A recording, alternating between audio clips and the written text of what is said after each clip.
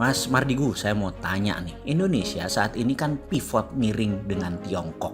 Itu keuntungan terbanyak adalah personal benefit atau country benefit ya? Sebuah kalimat di awal telepon dari sahabat saya yang saat ini menjadi dosen di kampus kenamaan di negeri Paman Sam membuat saya terdiam. Personal benefit atau country benefit? Astagfirullah, asli saya nggak mikir panjang. Yang saya akhirnya balik bertanya, apa itu country benefit? Country benefit saya coba jelaskan sekilas, katanya kemudian, yaitu sebuah kegiatan ekonomi yang membuat keuntungan multidimensi, seperti neraca perdagangan sebuah negara menjadi naik, cadangan devisa negara naik karena produknya untuk ekspor dengan menerima multinational currency, aset negara bertambah dengan nilai tambah produksi yang tinggi. Tenaga kerja lokal terserap, bahan baku produksi TKDN-nya barang buatan dalam negerinya di atas 90%. Tidak ada flight capital pelarian dana keluar, ada alih teknologi ke tenaga kerja lokal, manfaat pajak tinggi, produknya memberi kekuatan politik di luar negeri negara tersebut. Kalau personal benefit, saya pun bertanya kepadanya. Ya,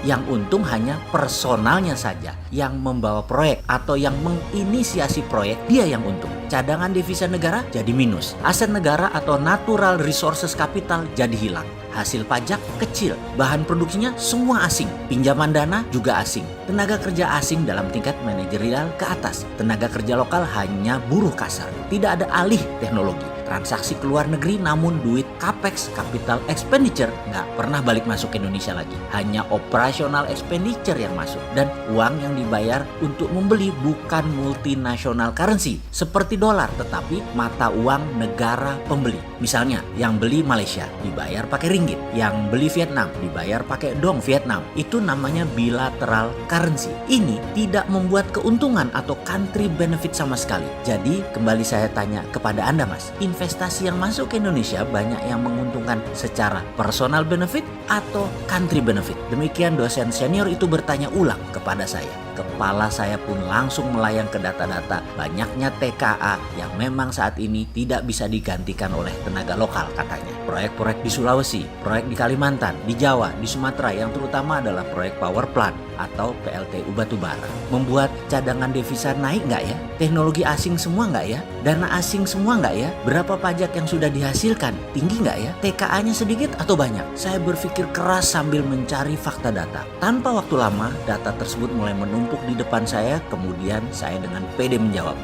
Country benefit Pak yang lebih banyak. Nggak ada yang namanya personal benefit di Indonesia saat ini. Semuanya country benefit. Dalam hati saya malas melanjutkan dan membahas. Biar cepet aja. Wah, selamat kalau begitu. Indonesia pasti menjadi negara yang keluar dari masalah resesi yang menimpa banyak negara saat ini. Demikian dia berkata dengan nada riang. Lalu saya ingat video Mas Mardigu 2 bulan yang lalu mengatakan bahwa Juni 50.000 yang terpapar COVID dan Juli akhir 100.000 orang terpapar COVID. Dan itu tepat sekali. Dan saya mau nanya, lalu Anda nggak mau diskusi tentang COVID setelah itu, namun mengatakan Desember bisa 500.000 yang terpapar di Indonesia. Mas Mardigu kemudian selalu berulang-ulang mengatakan, waspadai akhir September, waspadai akhir September. Emang ada apa di akhir September menurut Anda, Mas? Saya jawab perlahan pertanyaannya yang terakhir tersebut. Gini Pak, saya takut perang militer dijalankan. Saya takut November Trump menang Pilpres. Kemudian saya takut Amerika menang perang dengan Tiongkok. Dan saya takut sekali protokol Ghost Fleet dijalankan.